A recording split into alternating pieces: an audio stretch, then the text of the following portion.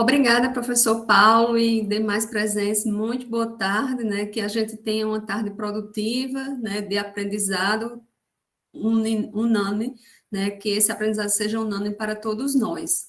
E de antemão eu já agradeço a oportunidade, né? Da comissão em poder participar de um evento tão rico, né? E como o professor Paulo me apresentou, né? Eu sou da área da saúde, mas eu não consigo, né? Fazer saúde dissociada das questões ambientais. Não tem como, né? Então, deixa eu compartilhar aqui a minha tela para a gente poder passar os slides e vocês acompanharem comigo a nossa apresentação.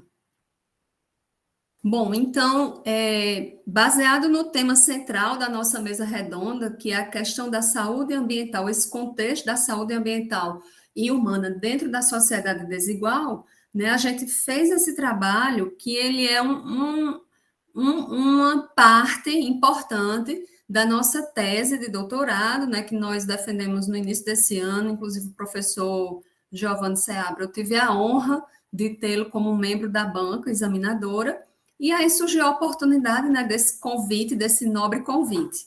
E aí a gente traz esse tema, né, correlação entre a saúde ambiental e humana na sociedade desigual. Esse trabalho ele foi orientado pela professora Fátima, Maria de Fátima Nóbrega Barbosa.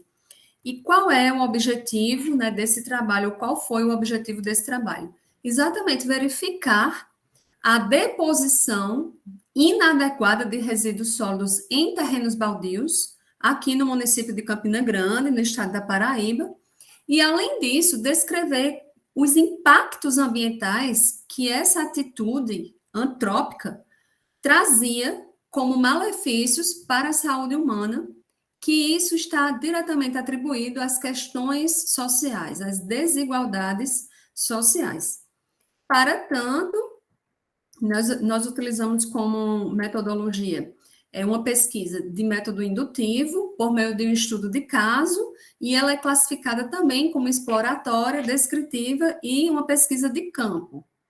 A coleta de dados foi realizada no primeiro trimestre de 2020, por meio de um formulário, né? Esse formulário foi feito com algumas pessoas que representavam significativamente que podia nos trazer alguma informação que viesse responder o porquê de que as pessoas depositavam resíduos em terrenos baldios, já que aqui no município, rotineiramente e assiduamente, o caminhão coletor passa,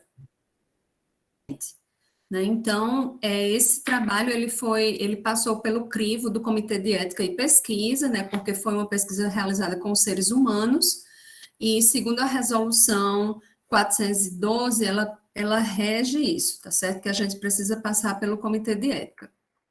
A pesquisa foi realizada na cidade de Campina Grande, que fica a aproximadamente 120 quilômetros da capital, João Pessoa, na região do Agreste. Campina Grande conta com um importante polo universitário, né? Hoje a gente soma 21 universidades e faculdades, sendo 3 delas públicas: a Universidade Federal de Campina Grande, o Instituto Federal da Paraíba, que aqui nós temos uma unidade, e a Universidade Estadual da Paraíba.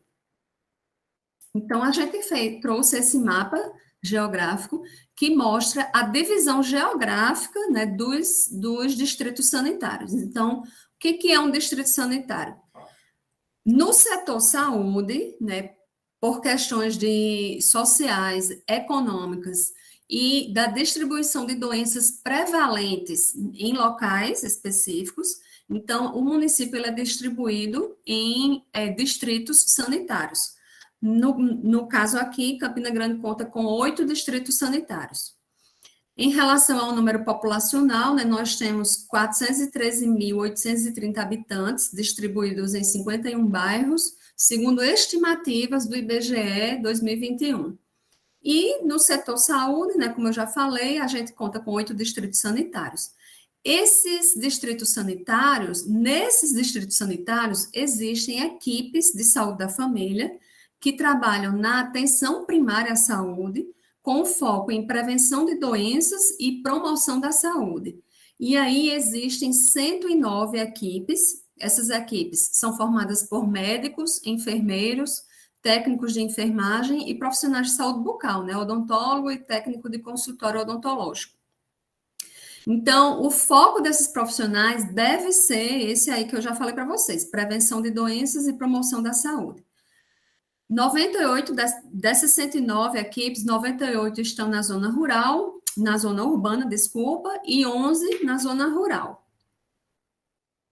O estudo ele foi realizado em 4 etapas. Então, a primeira etapa, nós fizemos uma entrevista com a coordenação da vigilância epidemiológica daqui do município, em que nós coletamos doenças que foram notificadas por questões diretamente relacionadas ao contato, ao convívio com resíduos sólidos.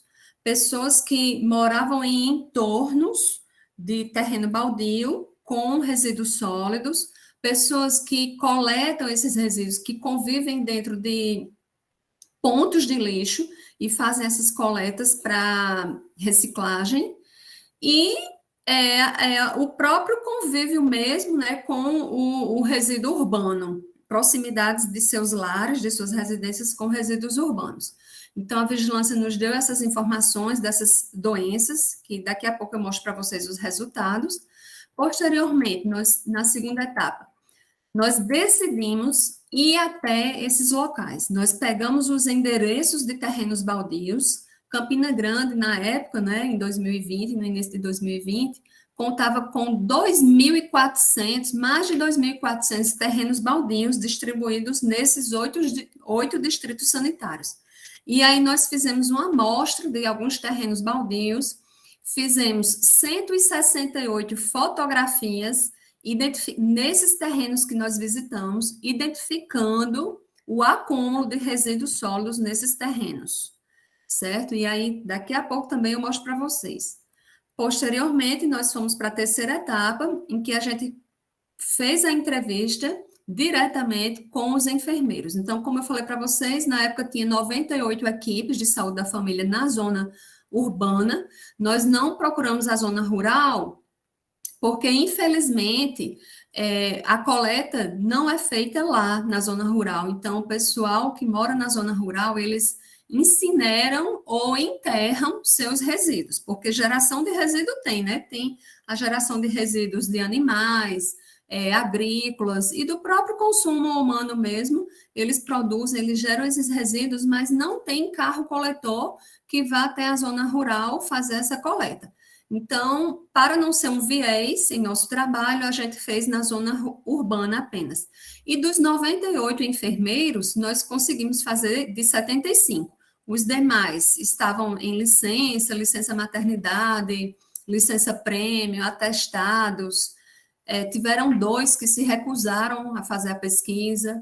E aí nós conseguimos um bom número, né? 75 enfermeiros, que foi, assim, um momento muito rico, porque na percepção deles, desde a nossa formação, e aí eu falo com muita propriedade, porque é a minha formação de base, né, a enfermagem.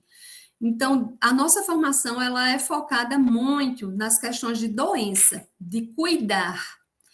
E a gente tem disciplinas de educação ambiental, de saúde ambiental, do lixo hospitalar, do destino adequado dos resíduos. A gente tem disciplinas, sim, que falam sobre isso.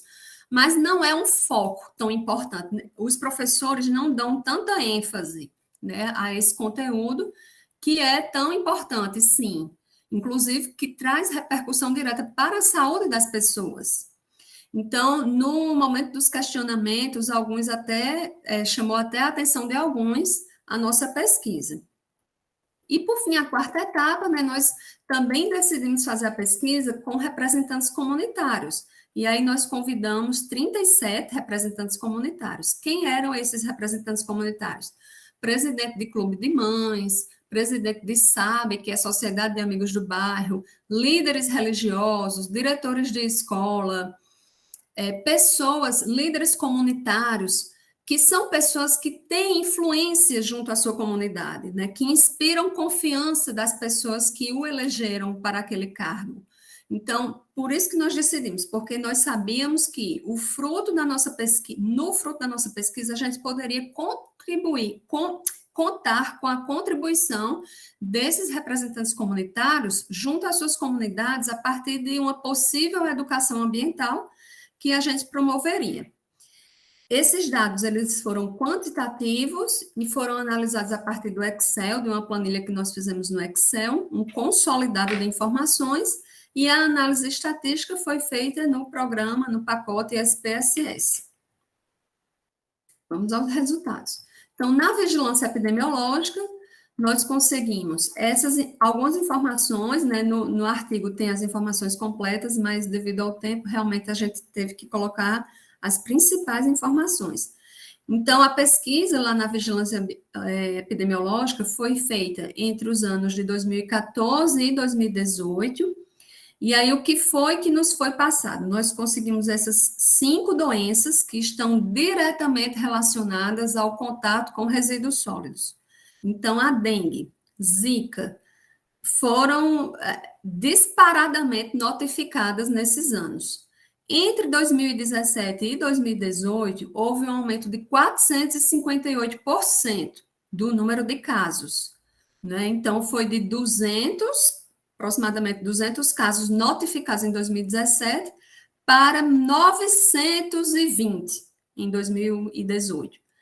A Zika também ela se apresentou, né, desde 2015 até os anos atuais, a gente foi o boom da Zika e da chikungunya, e aqui no Nordeste brasileiro a gente sabe que tem uma situação muito peculiar, que foram os casos notificados de microcefalia relacionados a gestantes que foram picadas pelo inseto, o Aedes aegypti, que é o mesmo da dengue e da chikungunya, e durante aquele primeiro período de gestação, que são os 3 primeiros meses, que a gente chama de período embrionário, o embrião, ele sofria um mal terrível, que era o não desenvolvimento do cérebro, desencadeando o processo que a gente chama de microcefalia.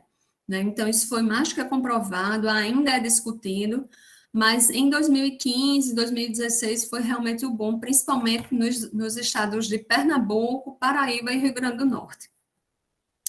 E a gente sabe, né, as repercussões que ainda hoje temos, e muitas coisas ainda para serem descobertas. No caso da leptospirose, é uma doença muito séria, muito comprometedora também, né? A gente sabe que ela é uma doença transmitida pela urina do rato, que contém uma bactéria, e ela está presente em águas contaminadas, águas poluídas, e resíduos que estão ali localizados, e o animal vai lá, faz suas excretas, e as pessoas que têm contato direto e até mesmo indireto com esses materiais se contaminam. E é uma doença que tem uma proporção altíssima de letalidade. Nós ainda notificamos as hepatites virais e também a leishmaniose. A segunda etapa, que foi exatamente as fotografias, né? Nós das 168, nós colocamos apenas 3 aqui. Vejam, esse é um terreno baldio, né, que contém casas no entorno, muitas casas no entorno. Aqui a gente tem uma lata que tem ferrugem, que pode se acumular água, que é um prato cheio para o Aedes aegypti. Com certeza aqui também tem ratos e todo tipo de inseto aí pode ficar. Quando nós estávamos fazendo as fotografias, os moradores chegavam junto, né, e perguntavam se nós éramos da prefeitura, se nós tínhamos ido lá para fazer uma limpeza no terreno, e aí nós nos identificamos, né, como pesquisadores, e um dos moradores nos disse, olha, a gente aqui, todos nós aqui do entorno já tivemos dengue, zika, chikungunya, nós já tivemos problemas de ordem social, das questões trabalhistas também, porque nós não podíamos mais continuar com a rotina de trabalho, tendo que ficar em casa por conta do adoecimento. E, inclusive, aqui vem pessoas que não colocam só resíduos sólidos. Esse terreno, ele funciona também como um cemitério para animais. Então, veja as repercussões que isso está trazendo até mesmo para os lençóis freáticos, né? Para as águas subterrâneas. O professor irá tanto falando, e eu pensando, né, nesse momento da minha pesquisa, das águas subterrâneas, que acabam se contaminando também. Essa segunda imagem, ela mostra um canal aqui aberto, né? E as pessoas depositam resíduos aqui. Quando eu fui fazer, eu vi bem aqui dentro o que era que tinha, e, gente, pasmem, eu vi aqui sofá e colchão, né? Jogado aqui dentro. E claro que quando chove, né? Essa água desse esgoto que percorre aí sobe, e aí forma aquela enchente terrível e espalha-se a água e junto a essa água as pessoas se contaminam com a leptospirose e também com a hepatite A, certo? Então aqui traz um transtorno terrível para as pessoas que moram no entorno e elas mesmas quem deposita, né? Então, nessa primeira imagem eu perguntei: e quem é que deposita esses resíduos? São vocês que depositam? O caminhão coletor passa aqui regularmente para fazer a coleta dos resíduos de vocês? E o morador disse: sim, ele passa. Quem traz esses resíduos para aqui são pessoas de outros lugares. Trazem carroças de burro, né? Colocam aí, a gente reclama, mas se a gente for reclamar mais, a gente é até ameaçado de morte é. Então é muito complicado isso. E assim, a gente sabe que o dono do terreno, por lei, né, por lei, o dono do terreno que tem a obrigação de manter o seu terreno limpo e murado, exatamente para evitar essa situação aqui. E essa terceira imagem, gente, das 168 que eu falei, que eu fiz, foi a mais impactante, né, em que a gente viu uma pessoa, né, um ser humano, totalmente desprotegido, sem nenhum equipamento de proteção individual, sem luvas. Nessa época aqui ainda não tinha chegado, né, a Covid-19. Então, mas ele estava completamente desprotegido e fazendo coleta aqui de resíduos para vender. E a gente sabe que muitas vezes eles fazem essa coleta não é nem para vender, é para se alimentar. Então, assim, isso dói, isso machuca a gente, isso incomoda, isso preocupa, né? Todos nós, independente da área profissional, mas como ser humano, isso aqui é uma realidade muito desumana. A gente sabe do papel importantíssimo dos catadores na manutenção do meio ambiente, mas eles precisam ser vistos, né? Eles precisam ser considerados como um ser humano, dentro do papel importante que eles fazem no meio ambiente, e eles precisam ser valorizados também, eles precisam receber materiais para equipamentos de proteção individual, eles precisam ter condições de trabalho, em outras palavras, tá certo? Então, foi uma imagem que nos marcou bastante. Na terceira etapa, né, que foi feita com meus colegas enfermeiros da atenção primária à saúde, então a gente mostra esse gráfico 2 que contempla a distribuição de doenças que foram notificadas, transmitidas por insetos e roedores. Então, a gente percebe aqui que a dengue, a zika e a chikungunya foram as doenças mais notificadas, né, durante quando a gente fez a entrevista. Então, durante o tempo de serviço do enfermeiro, inclusive um dos critérios de inclusão era que esse enfermeiro atuasse nessa equipe de saúde da família há mais de um ano, que era exatamente o tempo dele conhecer os indicadores epidemiológicos, conhecer a cultura da comunidade e das famílias que ele iria trabalhar. Então, as principais doenças notificadas foram essas aqui: dengue, zika e chikungunya. A leptospirose, ela aparece também, né, como 7%, e além da diarreia, de verminose, de dermatite, de toxoplasmose e outras, todas essas aqui relacionadas às questões de insetos e roedores, transmitidas por insetos e roedores. E Haag e Levitt, 2015, eles falam exatamente a questão da leptospirose. Você pode até falar assim, Flávia, 7% é um número muito pouco, mas como eles falam, né? A importância desses 7%. Isso significa um número de letalidade muito alto. Então, a pessoa que é diagnosticada com a leptospirose, ela tem poucas chances de sobrevivência, né? Então, assim, ela precisa ser diagnosticada o quanto antes e tratada adequadamente para ver se consegue recuperar sua saúde e, mesmo assim, com sequelas, né? Então, isso pode acometer crianças, adolescentes, adultos, idosos, pessoas de qualquer faixa etária. E por isso que eu chamo a atenção aqui da leptospirose. 68% para os enfermeiros da atenção primária, né, foi questionado se eles consideravam que aquelas pessoas, aquelas famílias as quais ele era responsável pela questão da saúde, juntamente com a equipe, se essas pessoas moravam em áreas vulneráveis. E eles responderam que 68% da população, sim, reside em área vulnerável ambientalmente. Ou seja, sem saneamento básico, com canal ou esgoto a céu aberto, terrenos com acúmulo de resíduos, construções inadequadas e também aglomeração de moradores por domicílio. 5, 6, 8, 15 moradores por domicílio. Domicílios pequenos, né, que a gente fala.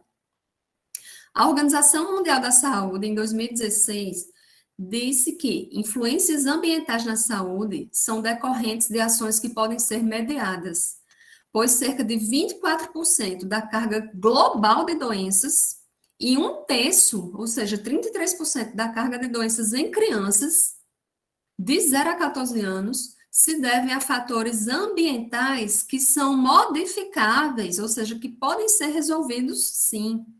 Então, é um número significativo, importante e preocupante. Stedley, Camardello e Cionato, 2019, dizem que, em nível de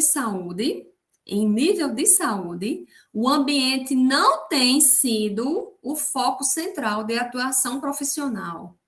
E os métodos de intervenção são insuficientes para colocar na transformação da problemática ambiental e da sua influência sobre a qualidade de vida, né? Então, infelizmente, uma andorinha só não faz verão, né? Porque eu realmente levanto a bandeira, o professor Giovanni sabe disso, das questões ambientais, e eu não estou sozinha nesse barco, né? Esses 3 autores, eles também fazem essa referência preocupante da ausência, né, de atividades dos profissionais de saúde relacionadas às questões ambientais.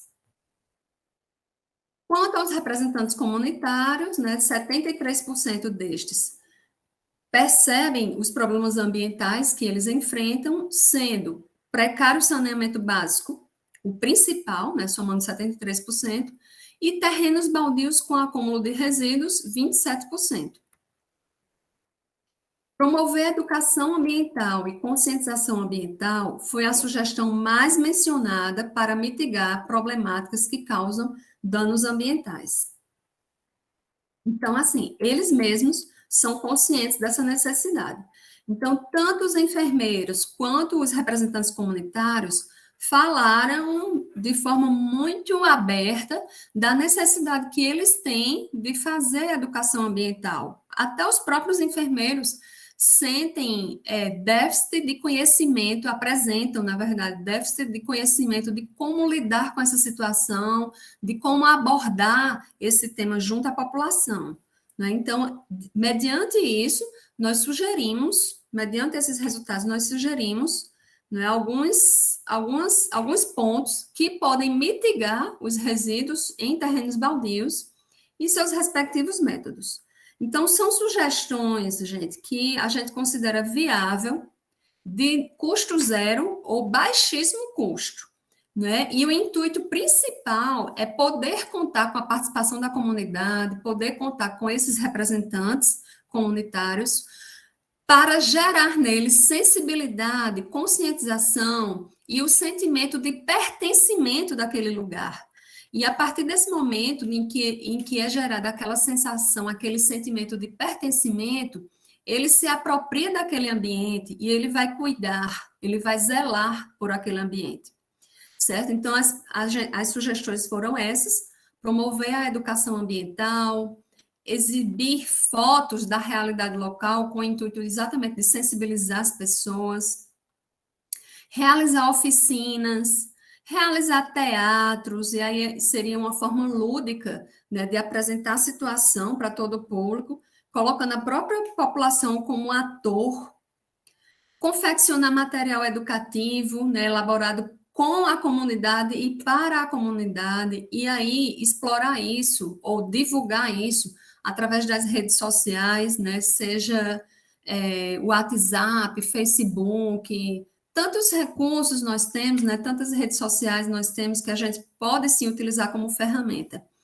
Fazer parceria com a rádio comunitária, né? Nós temos, no caso aqui em Campina Grande mesmo, nós contamos com rádios comunitárias nesses distritos sanitários, e elas podem sim fazer convites, reuniões, dar orientações, dar 5 minutos para a educação ambiental, e aí as pessoas gostam de escutar, têm o hábito de escutar, e um dia aquilo ali vai chamar a atenção da pessoa, não é possível, né? Convidar comerciantes, empresários, parceiros, para exatamente colaborar com essa questão da educação ambiental, contribuindo com a responsabilidade social e ainda dar responsabilidade à população, né? Então, a educação ambiental, eu acredito que ela só vai ser viável, ela só vai ser possível a partir desse conjunto, né, de mãos dadas, né, da interprofissionalidade, do interconhecimento entre todos. Então, no caso aí, entraria profissionais de saúde, profissionais da educação também, a própria comunidade, ligada com esse intuito, com esse objetivo, né, de preservar o ambiente no qual a gente vive, né, todos nós vivemos. E, por fim, né, as considerações finais, as imagens representadas nas fotografias expostas nesse estudo revelam a necessidade de se retratar, de se retrabalhar, de investir na educação ambiental, considerada imprescindível para o desenvolvimento sustentável. Os resultados da pesquisa apontam que a população em geral possui consciência dos impactos dos resíduos sólidos urbanos para o ambiente e para a saúde. Entretanto, pratica habitualmente a deposição inadequada. Esse estudo traz contribuições e sugestões para a promoção da educação ambiental, de forma que alcance várias faixas etárias, utilizando metodologias viáveis, sem custos ou pouco custo, né, e que também atraiam a população. E ainda é necessário, sim, uma mudança de paradigmas em que sejam alteradas as noções de valores para a promoção do desenvolvimento ao homem biológico e social, pois são esses princípios que fundamentam a sociedade. Aqui foram as referências e o meu muito obrigada, né, pela atenção de vocês.